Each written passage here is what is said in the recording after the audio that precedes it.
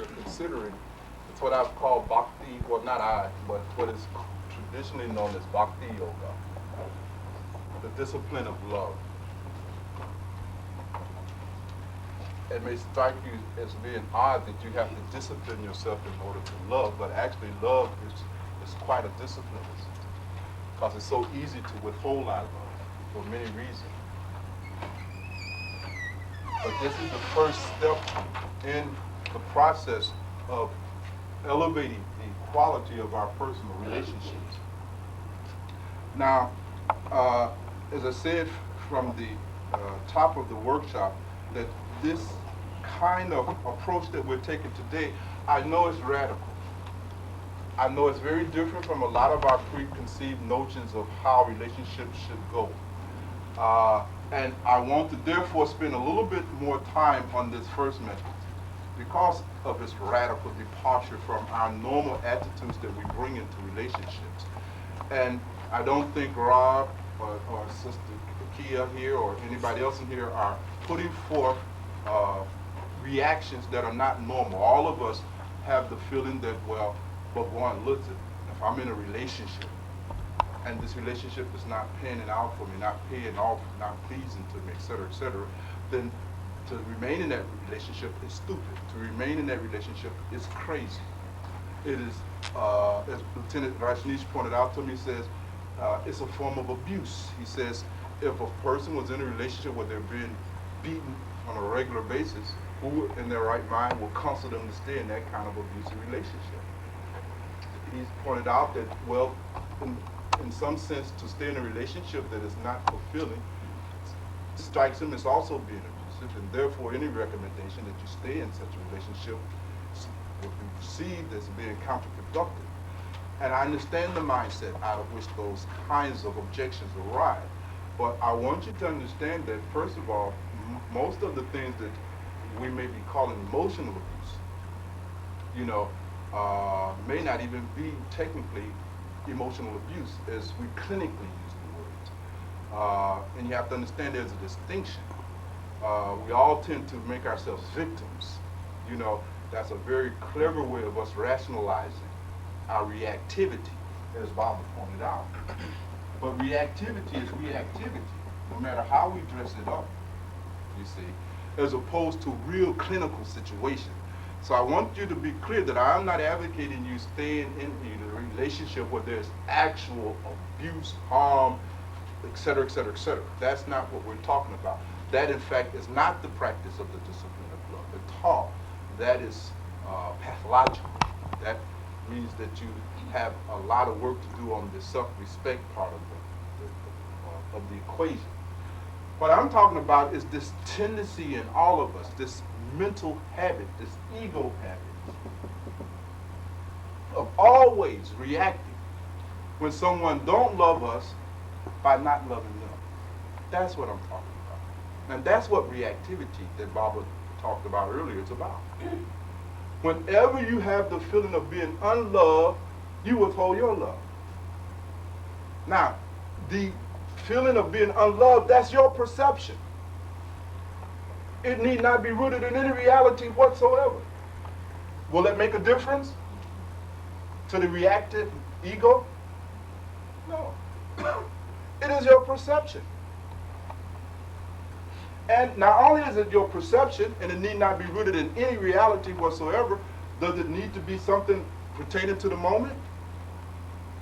No. It could be based on something that happened 20 years ago. You forgot my the wedding anniversary 20 years ago, therefore you don't love me. Now this is quite a leap in logic, isn't it? Right? And because of that misperception that took place 20 years ago, you carry that. And you define that as an unloving act. But remember, it's your perception. Now, contrast that to the kind of abuse that we're talking about in the clinical sense, where somebody really puts a gun to your head and starts beating on you. That's not a misperception, is it? That's an actual thing going on. But the so-called emotional abuse that you are claiming to be subject to, that's your perception. You're putting that spin on it. And very often, that spin has all to do with the ego. And this habit that we all have formed of withholding our love whenever we feel unloved.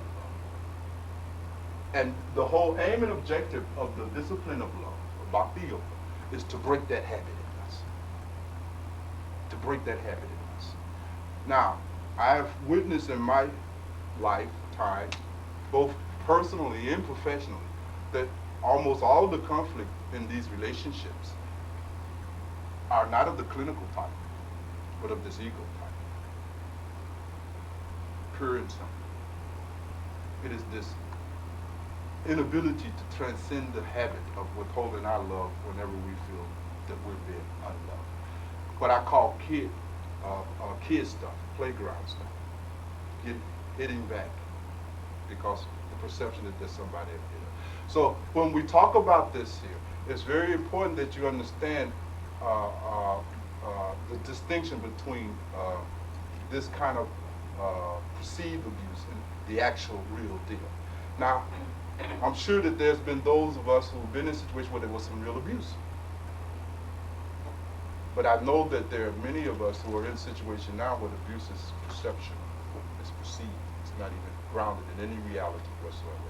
So let us spend the balance of our time exploring this kind of pseudo-abuse. Okay? Now, I was asking the question before break for a description of what is really going on inside of our relationships. Now, it's really, really important that we really consider these things. And I was asking you to give me some kind of description or explanation of, or some kind of way that you arrive at the feeling that you are unloved. Because that seemed to be the problem. The feeling that you are unloved. And that causes your reaction in relationship. Because fundamentally you feel unloved for whatever reason.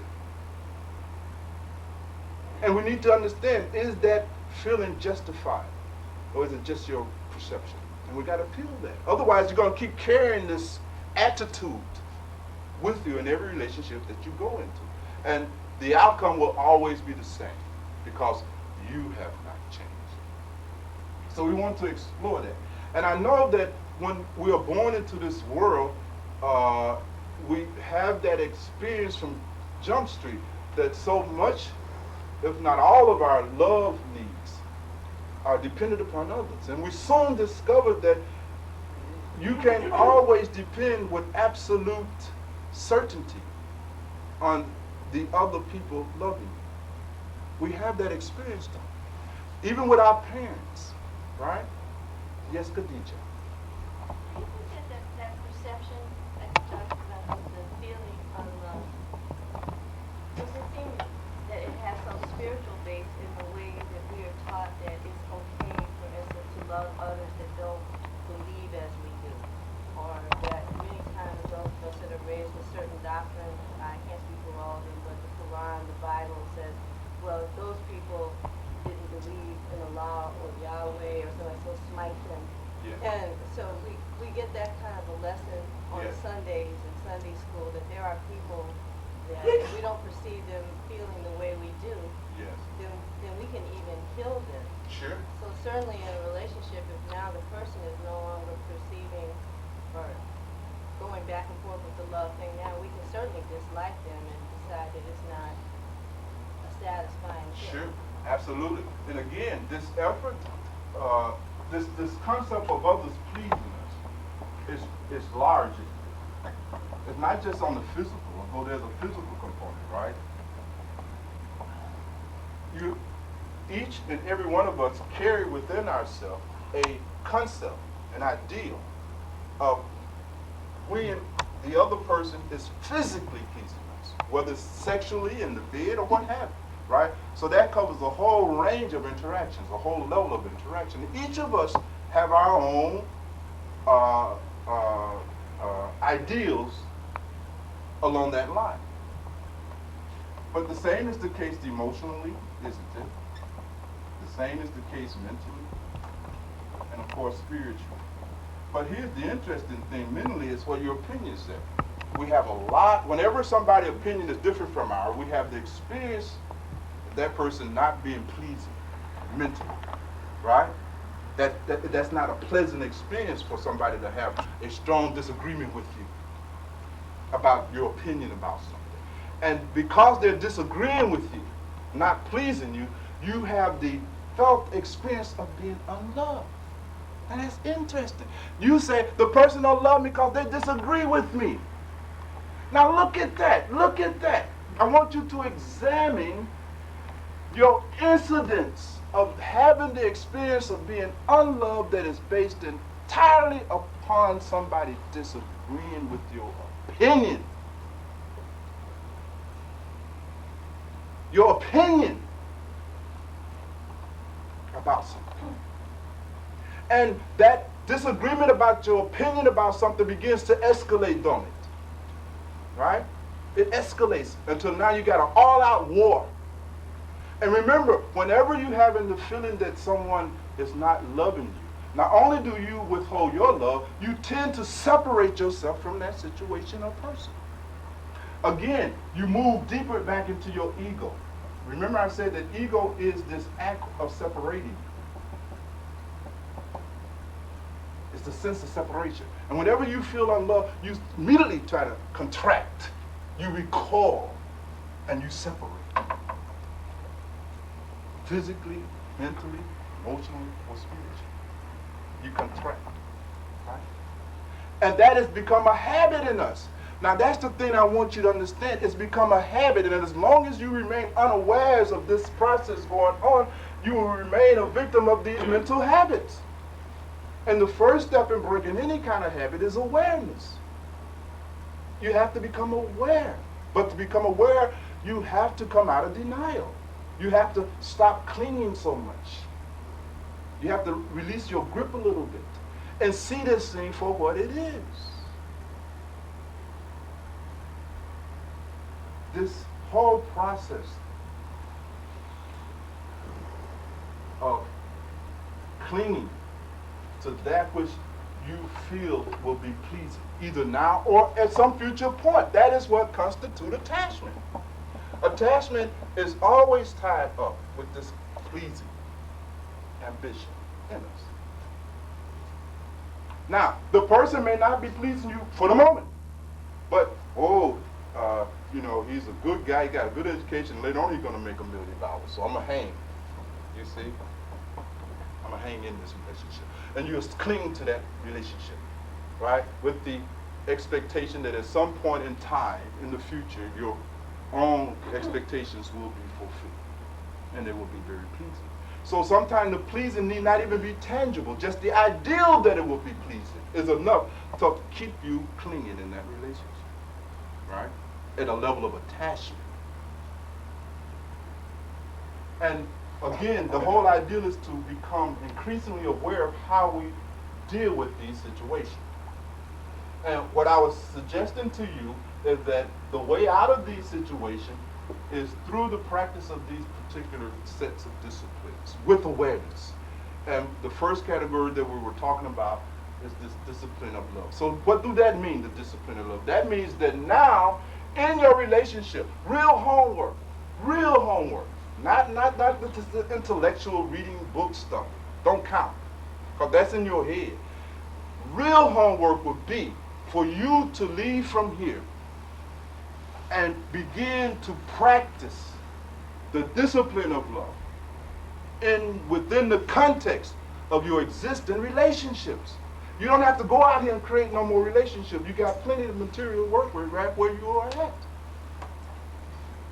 And to practice this, breaking of this mental habit of recalling, contracting, withdrawing, every time you have the perception of being unloved. And then see with your own eyes what I'm talking about.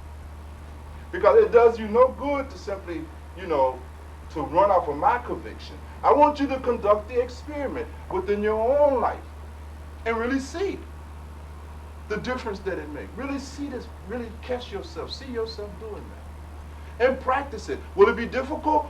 probably the most difficult thing you ever did in your life. The most difficult thing you ever did in your life. So many unnecessary separations. And these separation comes in all kinds of forms, don't it? Divorce is one, right? You're in a relationship, right? You having the experience of not being loved because someone disagrees with your opinion about something or whatever it may be, right? There's many ways in which this feeling of being unloved can manifest itself. Be that as it may, whenever you have that experience, you will want to separate, you will want to withdraw, you will recoil, you will want out. So divorce is a form of separation. What are some of the other forms of separation? Yes, Khadijah? I think sometimes we also do that too with children. Yes, ma'am. Because we have not even said anything about children, have we? As if our relationships are made up of only these love relationships. But they're not. We send them away. Sure. Or punish them. Sure. What happens when that child of ours has acted in such a way that we perceive as being unloving? What do you do in that relationship with that child now? Do you not separate yourself from your own child? Do you not make it a condition for your own blood and flesh that they must please you in order for you to love them? Look at this. Now look at this thing. And what happens to this child who's been raised by a person who has this kind of attitude? That I am only going to love you when you please me. What happens to that child? What do you expect will happen to that child? Mothers, fathers, therapists? What's going to happen to that child? First of all, the child going to become a pleaser, right?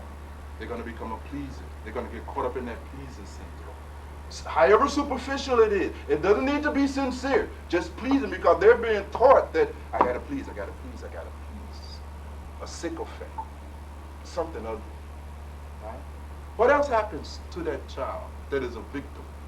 When they don't get pleased, then they do the very same thing. They send people away, or They duplicate that same kind of attitude in their own relationship. Just like abusers grow up and be abusers, that same kind of process. So it becomes not intergenerational, right? You are actually polluting society now with other miniature versions of yourself. What else happens to that child? Because we forget we have a relationship to our children. That's very powerful. What else happens? I was just going to say, but that is our discipline. Because that's how we've been taught that that's what love is. So we take it, right? Like you were saying, but we take it and we do this to a marriage because we understand that, everything was fine at home as long as I was good. And if I'm good, we shall be fine. And parents don't allow children to talk and, we don't grow up with negotiating skills in our family and being able to say I disagree with things. Then we don't take it outside either. And so we don't have basis to create a discipline of what real love is. It's been defined this way. It's almost a cultural thing, isn't it? You know, the whole culture, the whole method, the whole way, the whole process of coming into full humanity in this country is dysfunctional. It cuts across the whole line, though. But it's very interesting to begin to see a lot of things. That this child that has now the task of pleasing the parent in order for the parents to demonstrate their love for that child. This child now begin to have feelings of being not good enough. They don't feel good enough.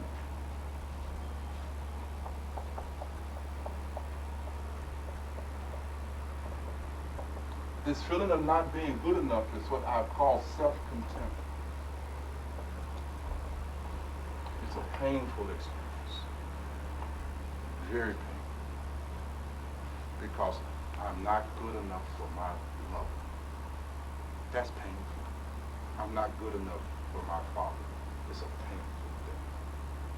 And when we impose the conditions on our wife or our husband that you must please me in order for me to radiate and demonstrate love towards you, then the wife starts feeling something wrong with her. and the husband start feeling something wrong with him, and move into this self-contempt. It is an ugly phenomenon. It really is. But I want you to consider these things carefully, soberly. Don't get emotional about it. Stay objective, stay scientific about it, and look at it. Bring full awareness to bear. If you see what I see, then you have to practice this discipline. If you truly want to change the quality of your relationships, if you really want to move beyond attachment in relationships, you're going to have to practice the discipline of love. And the very first attempt to do it, you will begin to see how habituated you have become in your reactivity. Because this is not clear to you at first. You've been thinking, oh, you want to love and all this. No. You got a lot of conditions on your love. And remember I said earlier that it is the restriction of this flow of love that is the cause of all your personal misery. Because you injure yourself. Now you're going to suffer because either you will love or you will perish. It is that simple on this planet. People that don't love automatically fall into some depression. Automatically. You have no other place to fall but into depression. You see, you feel like killing yourself there because life loses all of its meaning. You understand? You become totally isolated. You have contracted yourself right out of existence. And now life is out there and you just you look on the periphery. And you become cynical and you become bitter. And notice that these attitudes and experiences that you derive from your personal relationship begin to carry over into your relationship with the cosmos, with life as a whole. Now you're seeing life. When life doesn't please you, what do? When you are not pleased with how something is going on in your life, what do? How do you respond to that? That's right. And what is that withdrawal called? Clinic.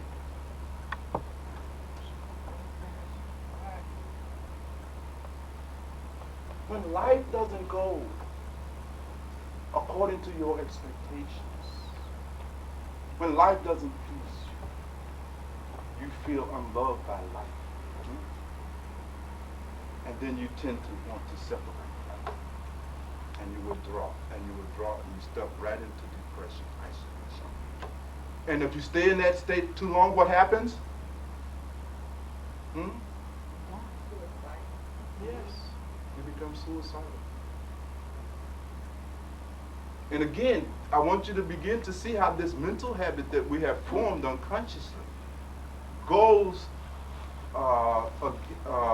against the whole phenomena called living.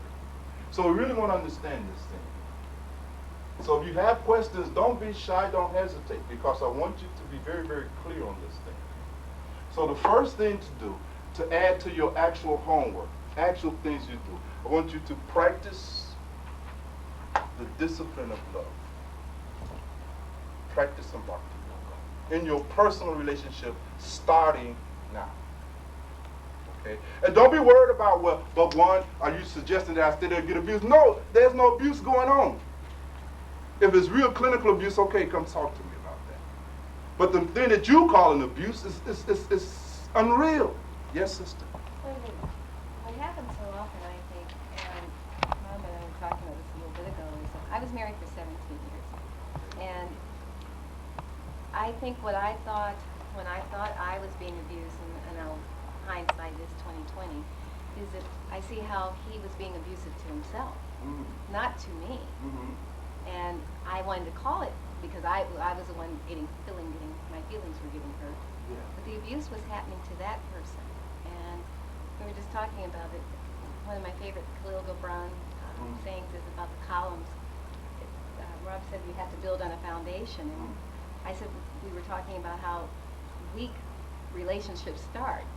Well, we start putting bricks on top of that immediately, and wonder why the foundation is rocky. And when Khalil Gibran says that the columns are we are columns, but we are not side by side because then the foundation won't stand.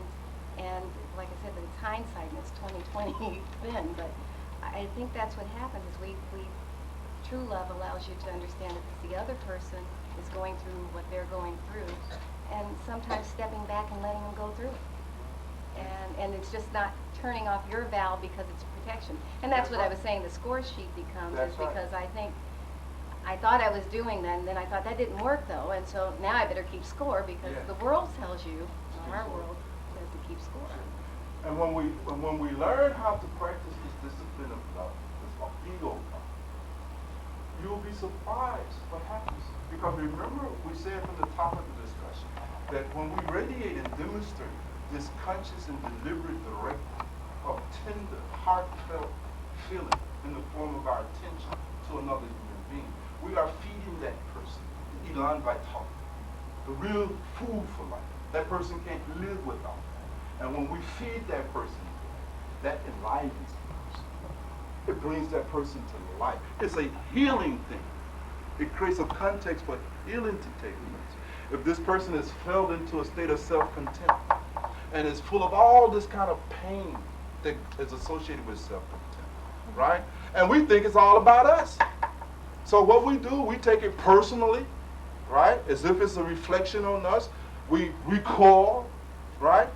And withdraw.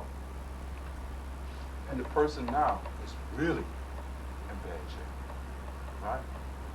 Really in bad shape. And so we do a disservice to that person. And at the same time injuring ourselves. So you're absolutely right. And all of us who've been in long-term relationships, I mean, have you all been in real relationships here? Are we in real relationships here? You know, are you going to consider the relationship? I want you to really consider your relationship. Don't play games with yourself. I don't care what kind of games you play with me. I'm not important. I don't want you to play no games with yourself. You see, I want you to really consider your relationships that you've been in. I want you to see this pattern. I want you to see your mental style, your emotional style, your psychological style. I want you to understand the set of expectations that you have projected onto the other persons that have been in relationship with you. And I want you to see how when those expectations were not met, you had a sense of being displeased with that person. And that sense of being displeased with that person caused you to contract in the relationship and move towards separation. And it could be with your spouse, it could be with your children. This is how estrangement occurs, isn't it? Right? And to see furthermore how it went beyond the boundaries of your immediate family now and have extended to your whole relationship with cosmos. And now you're having a sense of the same tragedy going on between you and divinity. Now God don't care nothing about me. Life don't like me. People don't like me. Look at this kind of ugly little corner that we have worked ourselves into. To see it and then to take action against that. It's worth it. It is really worth it. It really is worth it. And for the first time have a taste of freedom. So that becomes the first practice. As you say, we have got to actually start consciously practicing the discipline of love in these relationships. And yes, catch ourselves, even when I'm feeling that the person I'm in a relationship with is not loving me, right?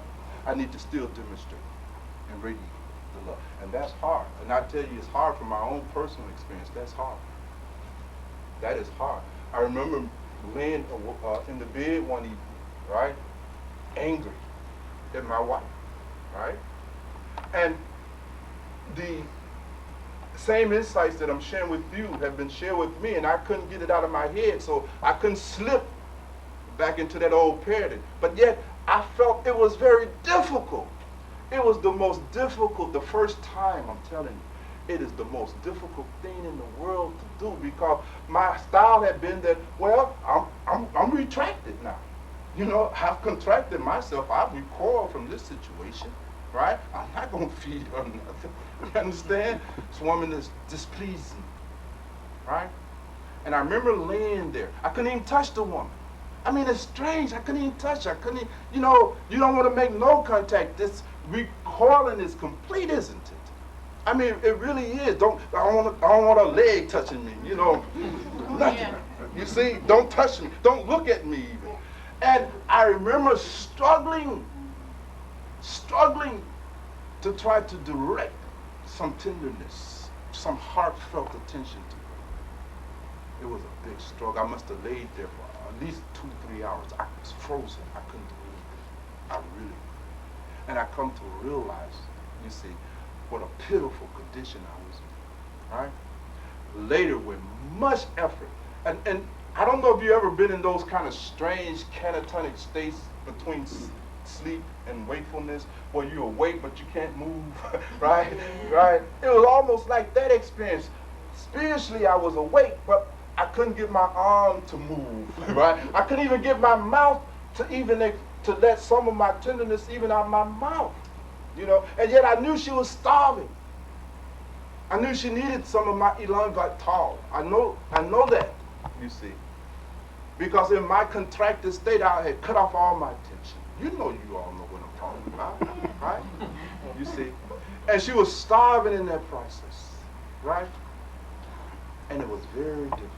So I managed to get a few words out. They didn't make no sense. It didn't matter, right? I mean, they didn't make no sense, but I was able to finally break through for the first time in my life, you see, and break through that, right? And so you won't get it right the first time. That's all right. You know, it takes practice. It'll get better each time. But you have to start radiating and demonstrating this love in these relationships. Yes, sister? Not to keep the subject on Joyce or anything, but I remember once you shared with us that you told her once, and she's probably still mad at you, that the minute you stopped feeling the love, you were gone. Yes. She might be angry about that. I might open my big mouth too soon. But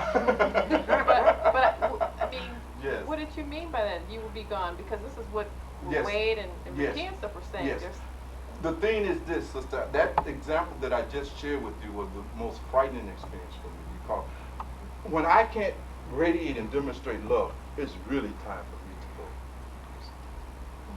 Not only from Joyce, I don't need no relationship. That's the difference.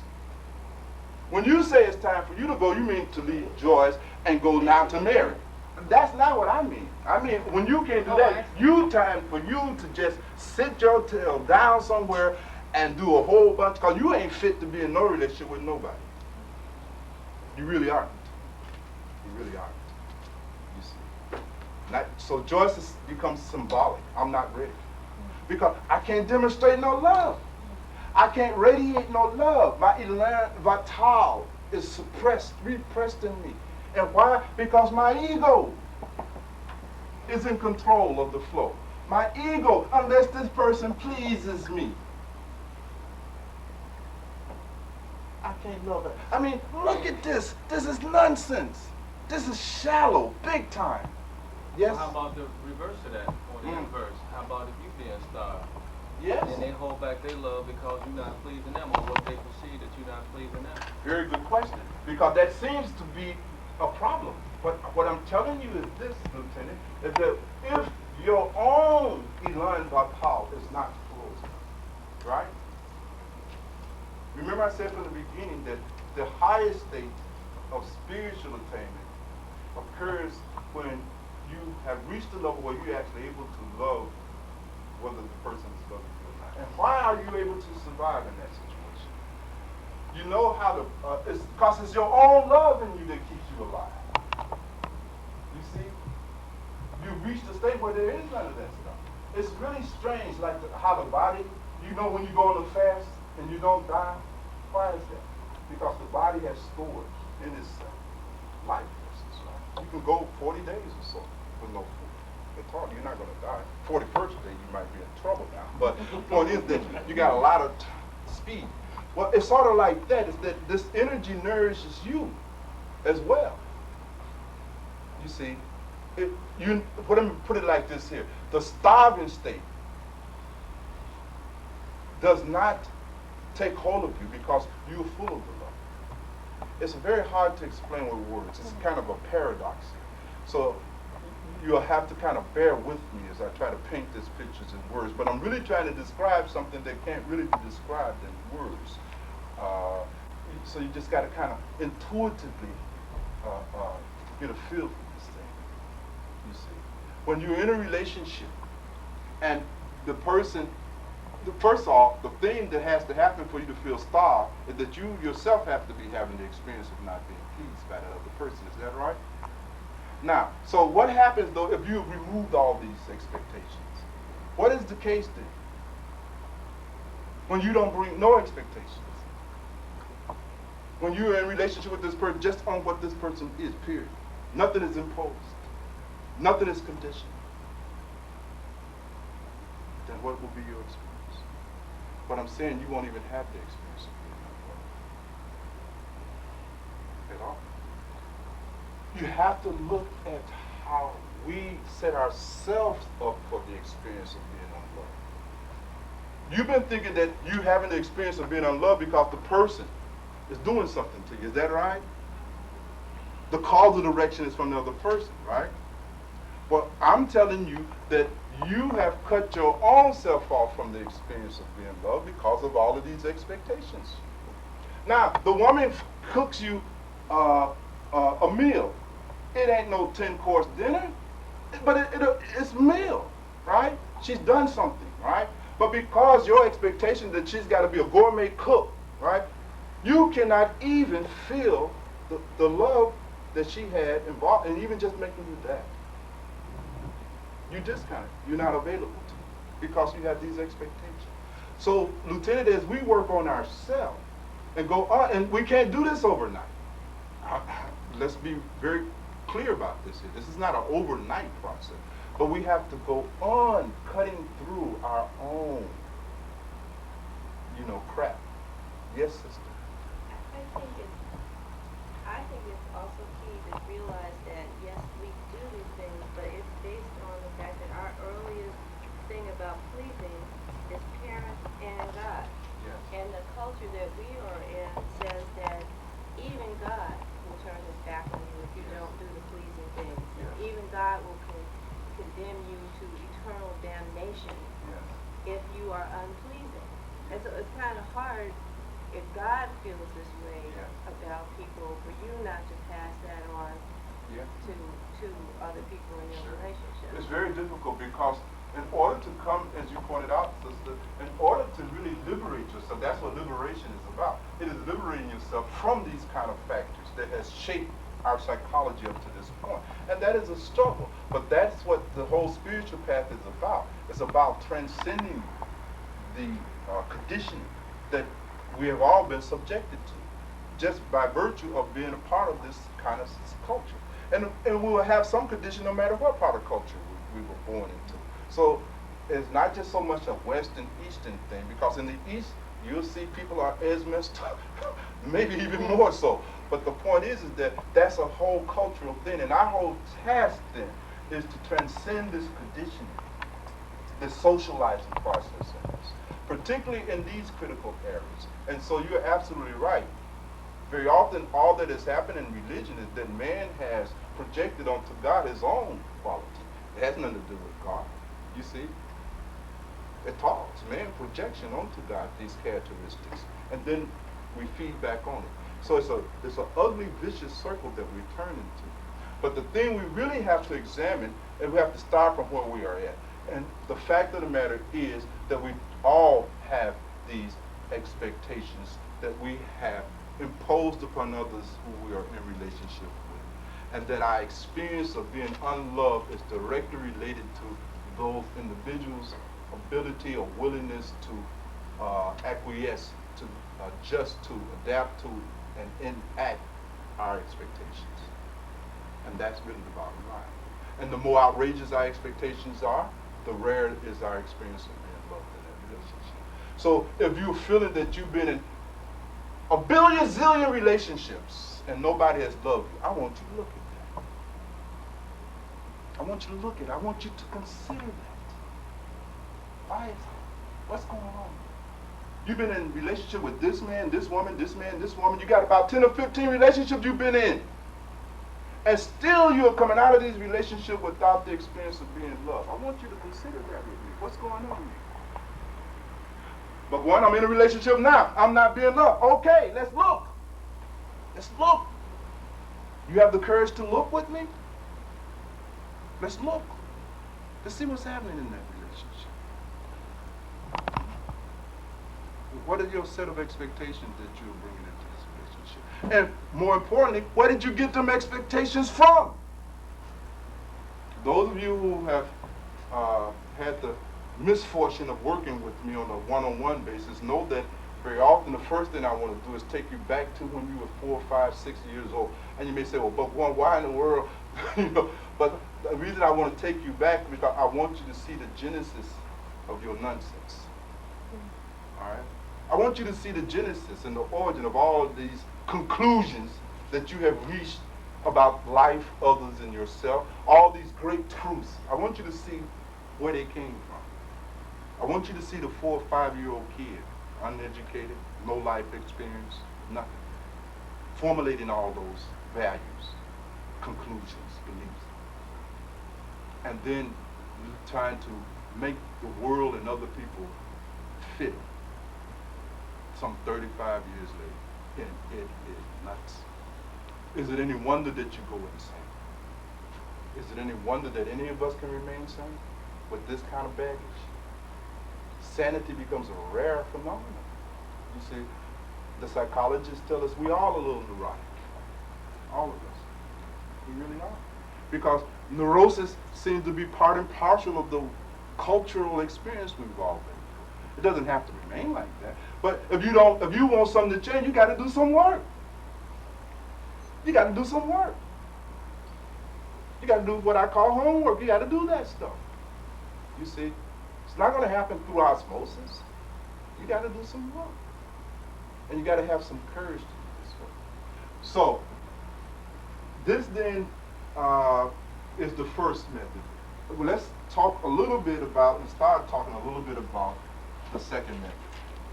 And probably as we go along, I'll keep coming back and forth to these things here, just in case it has not fully dawned on you.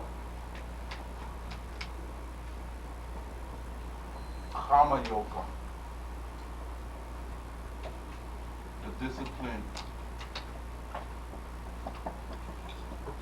of selflessness. This is yet another approach. All of these methods, all of these techniques are designed to help us loosen up our grip on this thing called ego. Okay?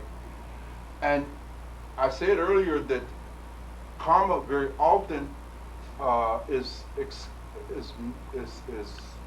meant to represent only our outward actions. And that is a half understanding of the notion of karma. Karma is also our inner reactions.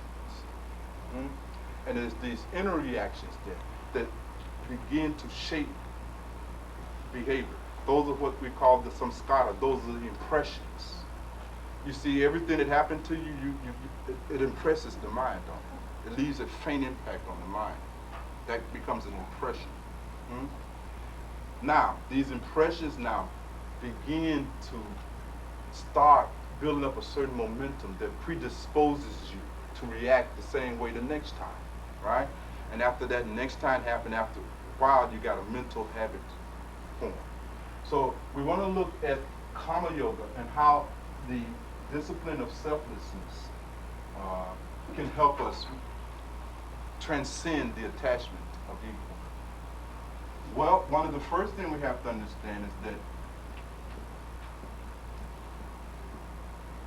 action has a component of what we call will. You will. You have a will. Whether that will is free or not, that will we'll come back to that at a later time. That's a lot of metaphysics involved in that. But all of us usually have at least the illusionary feeling that we have a will. And with that will, we try to produce certain results.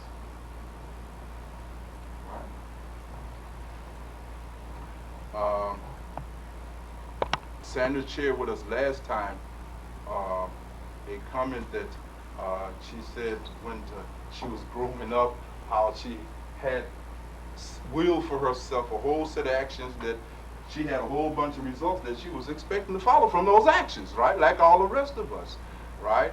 She wanted to get us some stuff, of course, right?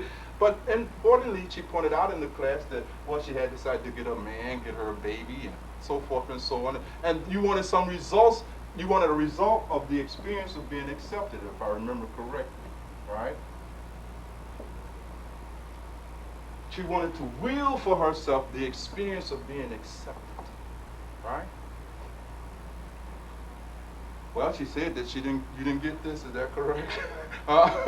It didn't come out. Didn't work, did it? Didn't work. And a lot of times, Sandra, it has not worked for any of us. Point is this, and when you didn't get this feeling of being accepted, how did you feel? Depressed. Right. Depressed. Angry. Sad. Whole array of negative emotions. Is that about right? Dukkha, misery, unloved. Did you have the feeling of being unloved? What did I do wrong? What did I do wrong? So something wrong with me, right?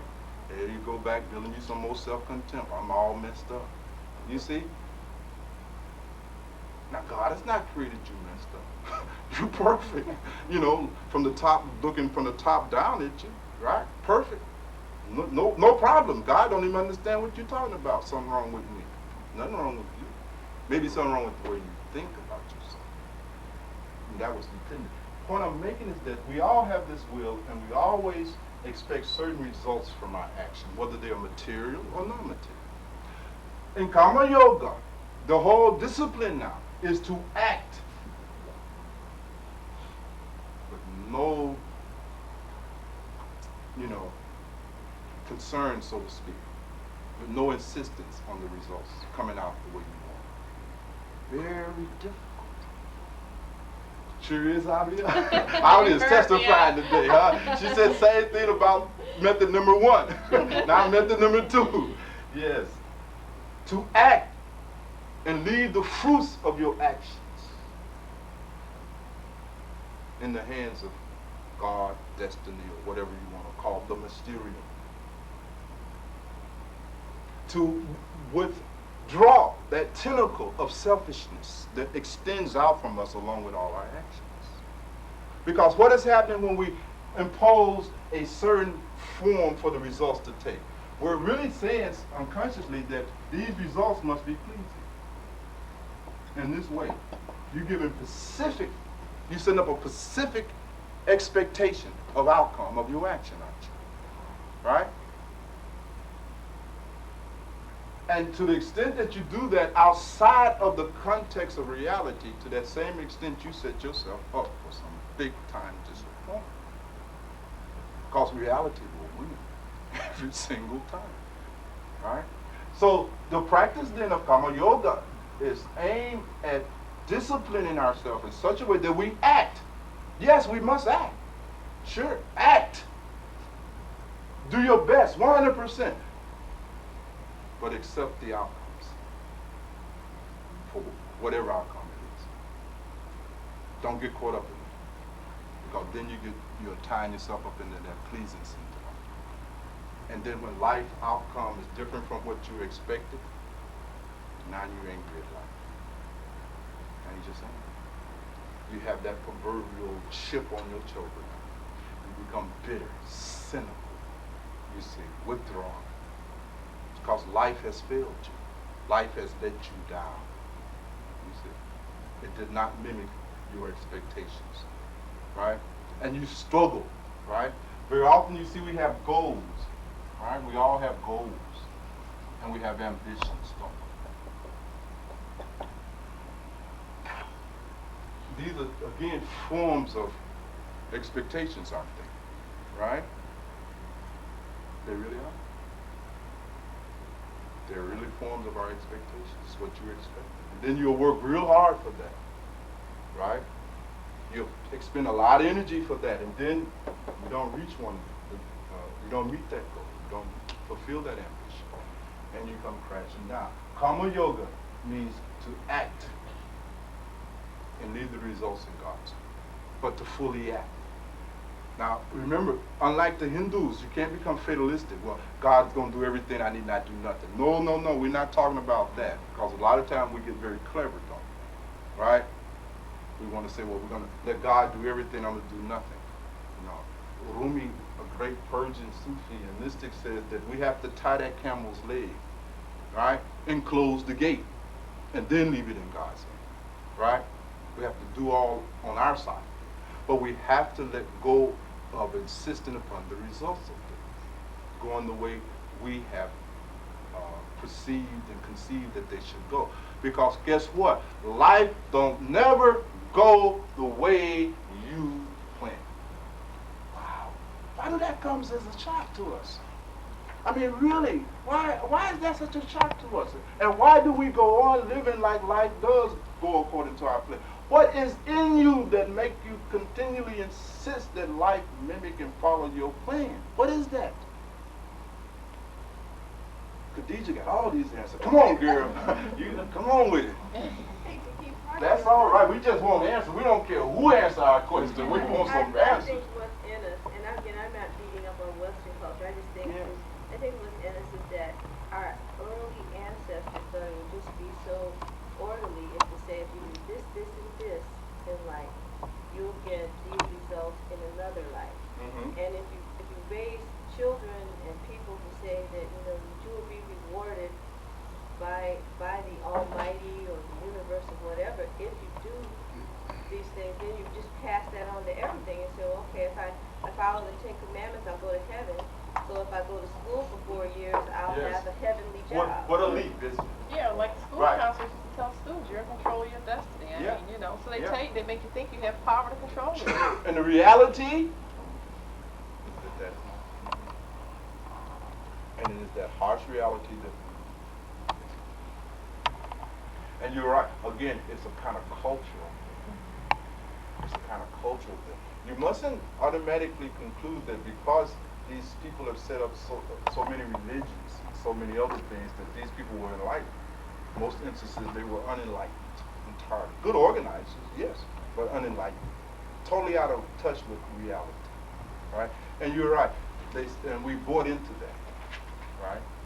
Now, does that make us bad? No, not at all. This do it make you stupid? No, not at all. What I'm simply saying is that now that you are an adult and you're ready now to take responsibility for these things, right? You have to bring some awareness to this thing. And so Karma Yoga means that we have to learn how to act and yet remain detached from the outcome of that situation. It's sort of like practicing the discipline of love, isn't it? So that we can continue to act. Things are not going the way I want them to go. Continue to act if that's what is appropriate, right? But normally what happens when things are not going the way we want it to go? So what do we do then? We withdraw them. See how we contract again, right? We go back into that ego posture. We contract and we tend to separate. We quit. Is that right? And most of us never attain our potential for success because we quit. Have you ever noticed that? We quit. And we quit almost immediately when that result didn't come the way we wanted. I saved me $30,000 and I opened this damn business, right? And I gave myself, 6 months. And in 6 months, I should be able to make $1 million. I mean, we have crazy stuff, right? And you get out there, and after the 3rd month, all the money is gone. You can't even, and then you quit. You say, I'm never going to try business again. And that happens with college graduates too. Come up with all these degrees and they go to the job market and after 2 or 3 rejections they decide I don't want to be this engineer. I don't want to be this. That's right. Again, what happened is that you have the experience that things are not going the way that you had planned. They're not, the outcome of your actions is not what you anticipated, what you expected, what you have insisted upon. And then once you have that experience, you start recoiling. You start withdrawing. You start contracting.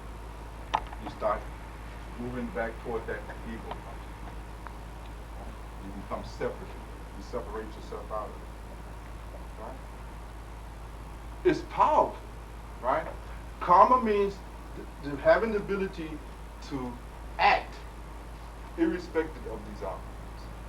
Well, if you're acting irrespective of outcomes, then what are you basing your actions on? If you're going to give up the fruits of your labor, then what should dictate your actions? If it's not, in fact, the fruits of the labor. Oh, I wish you could see your faces in here, huh? All right? What is it to dictate your actions if it is not the fruits of your labor? Yeah, like you said, love and helping other people, making sure that they're happy. Oh, y'all getting good. At least I'm so proud of these two of y'all. Yeah. The motivation behind Karma Yoga is service. But in Uzo called savor. Service. Which has become a dirty word in our Yes. Service to humanity. Service to God. We serve God through serving humanity. There is no direct way to serve God except through humanity. How does that apply in a relationship? Even in relationships. Even in relationships. Again, let's say you're going to do some karma in the relationship. All right? You're going to do some karma, right? That means you got to take some actions, right?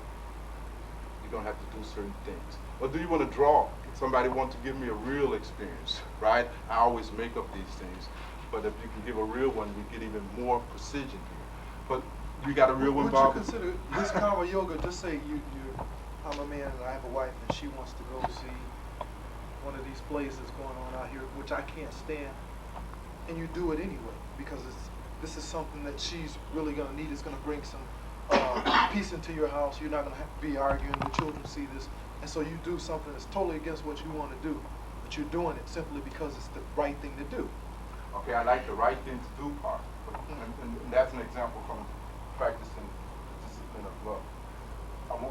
We're looking in the discipline of karma, of action, without selfishness attached to it. Come on, I want to make you work here. Think of something. I got one. You married. And your wife. Why are we going to talk about this marriage again, brother? These people are just relaxing now for me. Married. All right. You married and your wife take a butcher's knife and slice your mouth and stab it, and put a hole in your brand new car front tire. And you say, okay, honey, that's okay. I understand. I'm gonna look over that. That might be some real good bhakti yoga, but it's not karma yoga yet. Karma yoga. I want to make sure you got this here. This is the only way I can find out. Yes? Well, I remember I read this story about this lawyer, and I really admired him, and I would like to do something like he did. He graduated from Harvard, but he dedicated his life, and he could have made a lot of money, but he dedicated his life instead to serving prisoners on death row who had been put there unjustly. And he was, instead of making something like $100,000 to $200,000, he was only making like $20,000 a year. And, many people would have said, well, I went to Harvard, and I deserve to make some money, and but he had felt that this was more important, that this injustice was happening to these people.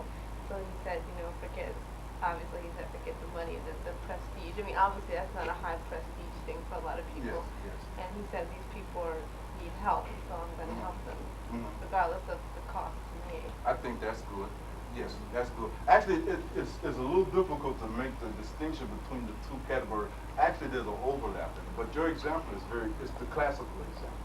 It's where you're deciding a career not based on any ego, not based on any selfishness. But how does that apply to personal relationships once again?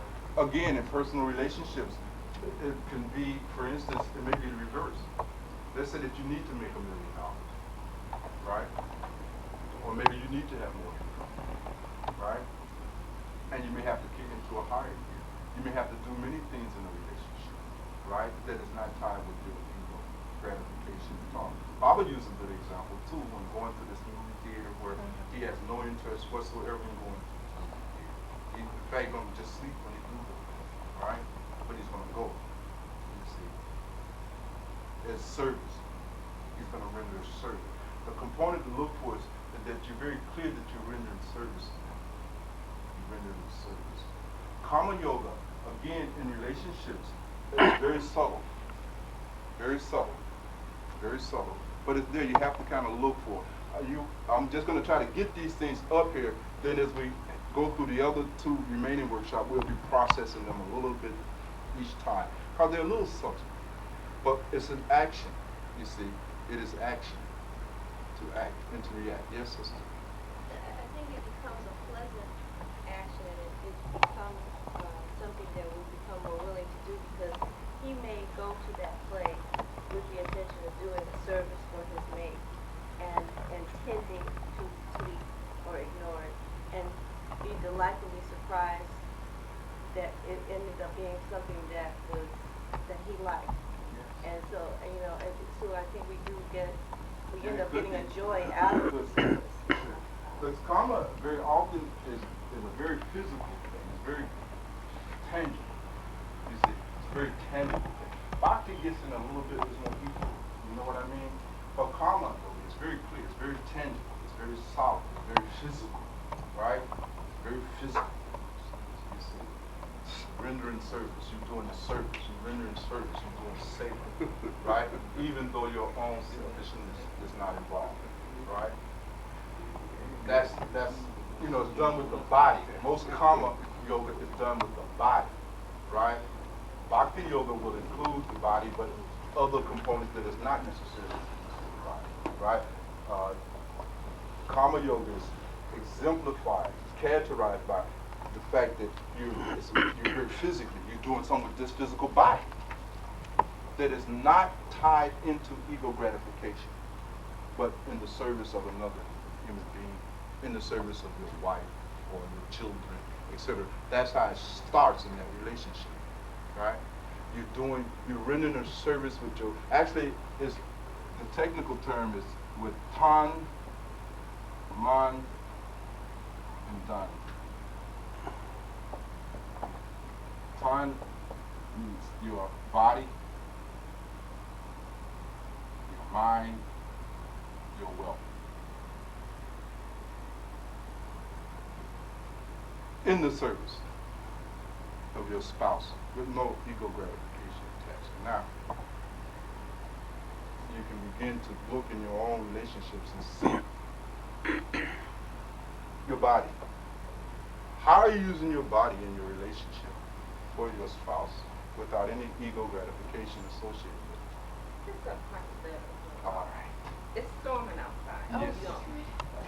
And you don't know if your mate or your loved one, maybe they're on public transportation, storming. So, oh God, do they have umbrella? What do they have to cover themselves? So, try to make the adjustments to be there whenever they get off the vehicle. Would that be a form of comedy? It could be. What would be a closer that may cause you to say, Tony, come pick me up. And now you're going through all of this resistance. Damn, it's raining outside, I got to get up out my feet, I want to go down there. You know what I mean? Why don't you catch the bus and buy an umbrella? You know, that whole refusal, you see. Yep, in that situation, aren't you acting because you were called upon instead of acting out of See, the other one might have been more like a bhakti type of situation. Here in karma, you actually are challenged to these things. You see? You see the difference? I see the difference. The You word see the challenge difference? is key. Right. These are specific requests made to you. You see? Oh. Do this, honey. Right? you just do it? You don't give her any, reasons why you can't do it. You just get up and do it. You put your body, your mind, and your wealth at the service of the person. Yeah, it's hard. It's all right. Let's play with it You some. sit down and you watch the movie. Honey, I want some popcorn. So the movie's only halfway through. So you get up and say, okay, well, I'm going here. I got it. That peak karma. You tell me. Why would you do it? Why wouldn't you do it? Most of us wouldn't do it because there's nothing in it for the ego. There's nothing for the ego. Any situation for your refusal to do the thing is strictly based on the fact that you're not getting any ego gratification out of it. That is the criteria that triggers your refusal. Yes? I have one. Okay, say you come home from work, right? You work like 14 hours. As soon as you get in the house, and your wife and your girlfriend like, well, I want this room painted because you should have painted it 2 years ago. She don't have no money to even buy paint. Yes. Okay? But you go ahead, you get up, you tired, you been up all day. You go buy the paint, bring the paint back, and you paint for it. Will that be some kind of common yoke? That's a good comment. That's good, really good. I don't think so, because he sounds like he angry though. You might be angry. That takes all the biggest away from you. And And I'm glad. real service. All right, good. Just doing it so you can shut Just up. That's doing right. it, yeah, for Lieutenant several has reasons. said something that is missing here. Lieutenant said that this, not only must this service be written, but without any complaints, without any grumbling, with no anger, with none of that stuff, right? Then it's real safe. Yes, But sister. don't you, but that's a part of going That's through a part of the discipline. growth. Because then That's after a you part do of it the growth. and you sit down, you go, okay, Yeah. I like the way this looks too. And this is better and this is everything. Because you already promised to do it, you just didn't do it when you said you was going to do it today. Or All right. you know, What I like Lieutenant's additional component here is that you're able to render the service, love it. All right? Love it. Yes, sister? We had an incident about a week ago.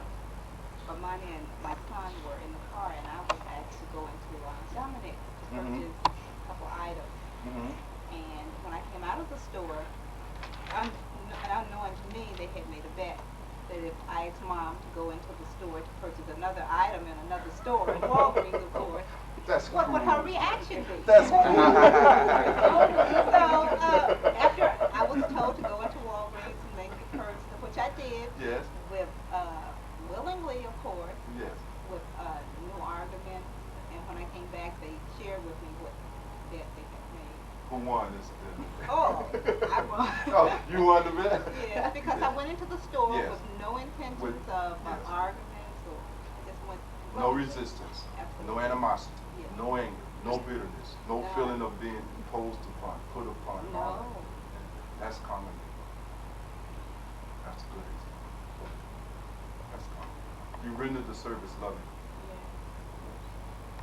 Contrast that to the service you're rendering in your relationships. Because you're doing physical stuff, but look at all your grumping, all your complaining. I got to pay this rent. I got to pay this mortgage. I got to do this. I got to do that. Look at that. It's just grumbling, moaning, complaining with every little action that you do.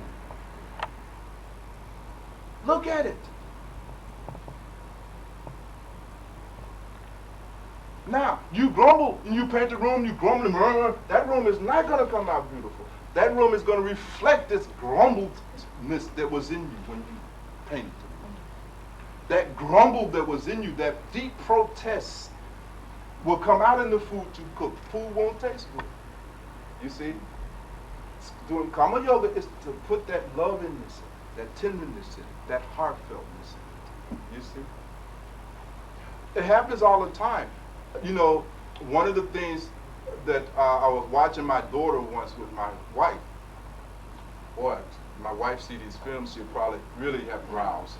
But I would just want you to know I'm not from Mars. But one of the things is that my wife, mine, thinks in terms of duty. She thinks duty. And so she'll do things, not necessarily with the right spirit, but she'll do them because she's the mother. So if the children need something, she'll give it to them. But boy, she's so haughty, right, in the act, you see, that it destroys the whole flavor of it, right? It just destroys it. You give somebody something, but then in the process of giving it, you just complaining, you moaning, you grumbling, you groaning, you so forth and so. It destroys the whole act of giving the gift. So look at your actions like that. What actions are in our personal relationship that is coming out of our grumbling, our mumbling, our moaning, our complaining? Yes, sister. Your mate buys you a dress.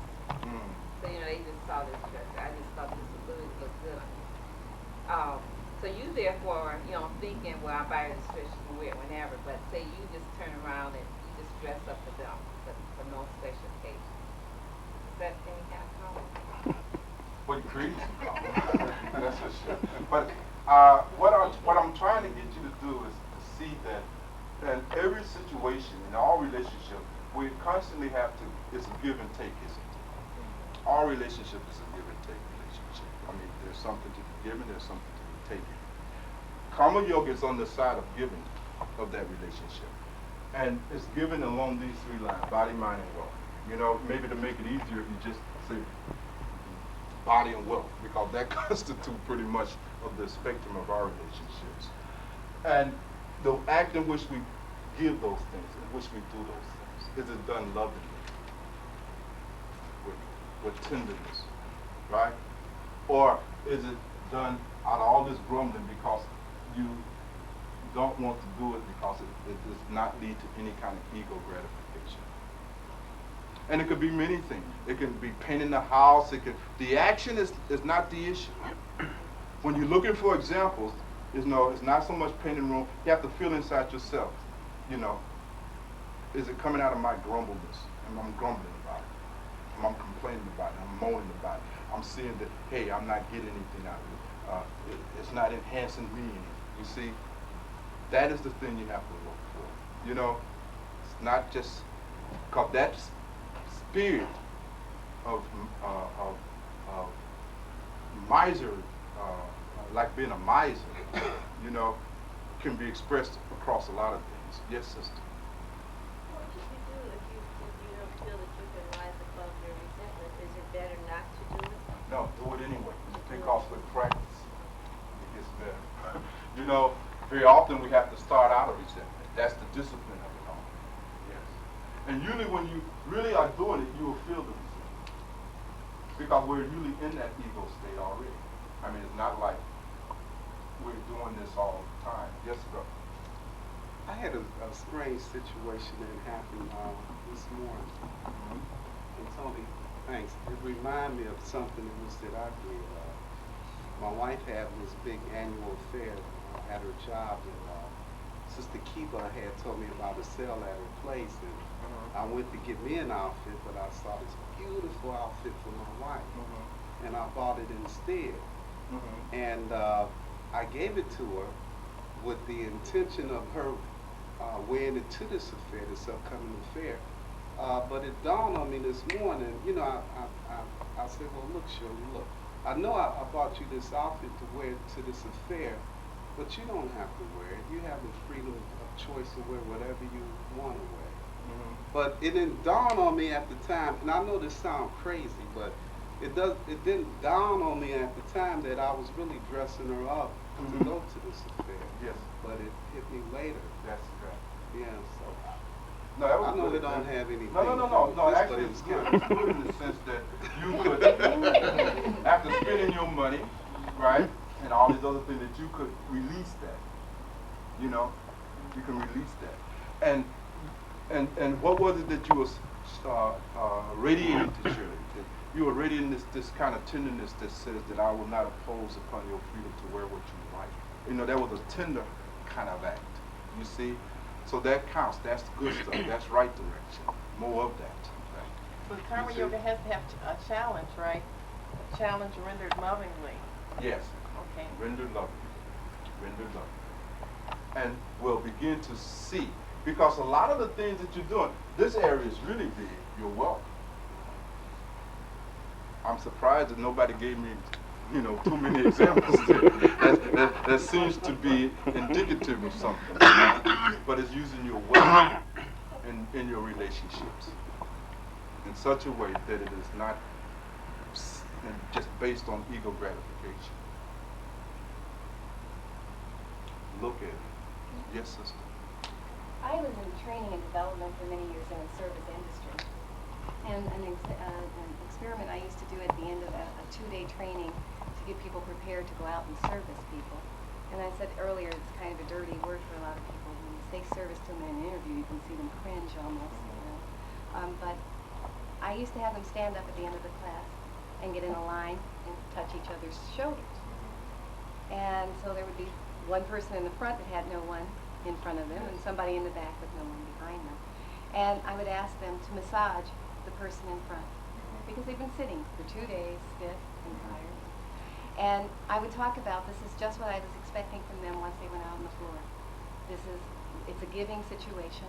Many times, like the person in the front they're just getting and not having to do anything for it, and then the person in the back who's not getting anything from doing it. But you just never know, because we don't know what's at the other end waiting for us. And I would talk about this for a few minutes, and then say, because we would ask them to turn around, and the courtesy. But what would be interesting, which I didn't know I would get out of this, was it gave me a tool to use for my follow-up, because of the grumbling that would go on with some of the people who just would be, oh, she want us in line for, you know, or they would be doing this, you know, and then watch them when they turned around and the person gave it back to them nicer than they got it, were giving it, and them saying, oh, well, okay, and it was a lesson learned that maybe if I had done a better job, well, what the lesson for me is, watch this person out on the floor. But you didn't know, you don't know what you're going to get. And I think that's what karma is about, is we set ourselves up for it to come in. Yes. And See, just wait and get you're it. exactly right. The point we're making has to be again understood within the context of karma as it applies to relationship. You are in these relationships with these people because of your own actions. Now you listen to people and they start talking like they're some kind of a victim. You chose the woman. You chose the man out of your own judgment. You did that. Right? You did that. That's your karma. You created that situation. Now, if you want different situations, right, then you gotta deal differently. Right? You want somebody to do something for you with no complaint, with no gripe, no gritting of their teeth. But you can't do anything for anybody without griping and gritting your teeth. So you're putting out exactly the experience that you're going to get back. I mean, you don't even have to be a rocket scientist to understand this. The great tragedy, sister, is that the bulk of us will have the feeling that we just can receive all of this love and attention and good treatment from other human beings, but we don't have to put anything up. It's very sick. It's very sick. And the reality is that this person never gets those experiences. I listen to them every day. Setra and I both are therapists. We hear these people fail, and they fail all the way through their life. They don't have no good examples from nowhere in their life because the approach does not work. It just doesn't work. So again, Karma Yoga is one of the methods. And what is it that we're attached to that makes Karma Yoga so hard? You see, is our own ideals, our own set of things that we want to do, and we don't want to move away from that. And it's that clinging to that. And Karma Yoga gets you able to do things without reference to back to your own ego gratification. You see, it's a training process for that. So we'll go back into that next time. So the homework will be not anything that you're going to put on paper necessarily, but things that you will actually do. And again, I want to remind you that those of you who do in your homework to definitely take advantage of the time that we set aside so that we can process this thing. And remember, I'm not even going to usually end like I normally end by, harassing you to do homework. I think that those of you who want, if you who do the homework, then I think you understand the purpose for us being. They said that a person that is thirsty will drink water. You see, and so if you're thirsty for these things, then you will do your homework. And so those who are not thirsty, we should not disturb them. Maharaji used to always tell us that sometimes when you are sharing the Dharma, the teachings, you have to do it much like a person tiptoeing through a room full of sleeping people, and you should not disturb those who are in deep sleep, just the ones who are tossing. So if you're tossing in the form of doing homework, I'm your man. I'm here for you. If you're in a deep sleep, okay, we should not disturb them. And let that person go on imagining what they like. You see, once the agony has become unbearable and too much, the words are there, the teachings are there, the seed has been planted. They will be haunted by those two. It may be 20 years from now, and they'll look back and say, my God, I could have avoided this 20 years ago if I had this support. So, on that note, those who've done some homework, please pass it up. And I want to end with reading this beautiful poem that Sandra shared with me. I hope you all have gotten a copy of it or had a chance. The poem is titled Life Is by Jewel Diamond Taylor. And I had never heard this poem before. So when Sandra shared it with me, I was so impressed with it that I asked her to make copies. And it says, life is a mystery unfolded, a journey, walk it, painful, endure it. Because people think that happiness means the avoidance of pain. No. You can be happy and experience a lot of pain. There's no contradiction in it. It's pain, endure it. It's all right. Don't let it affect your happiness. Beautiful. See it. Because again, we lose the capacity to see how beautiful life is, full of all this cynicism and all this bitterness and contracted deep down in the dark dungeon of our ego. We don't even see sunrises no more. We don't see sunsets. We don't see the beauty in a flower anymore. Nature does nothing. We're not moved to the brink of tears, you see. Listening to the wind rustling through the trees. I mean, this thing is so beautiful, and yet we don't even see it no more. See it, right? A joke, we laugh at it, you know.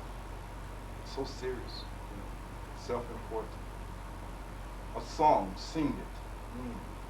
A flower, smell it. Wonderful, enjoy it. A candle, light it. Precious, a life is precious. Don't waste it. A gift, open it. Love, give it. Love, give it. Discipline of love. Bhakti yoga. Give it. Give it. Give it. Unlimited. Unlimited. Go for it. Light. Shine. Beautiful words.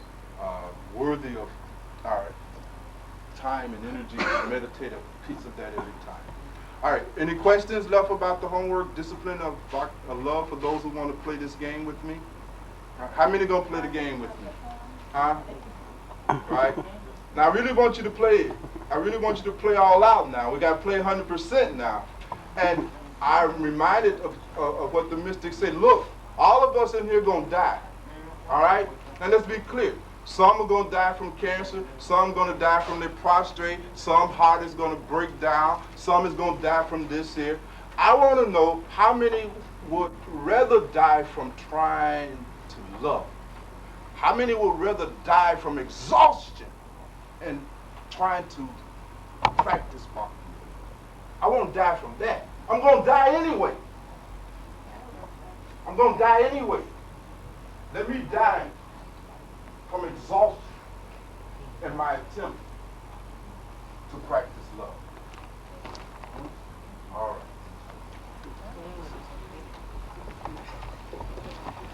Starting now. Starting right now.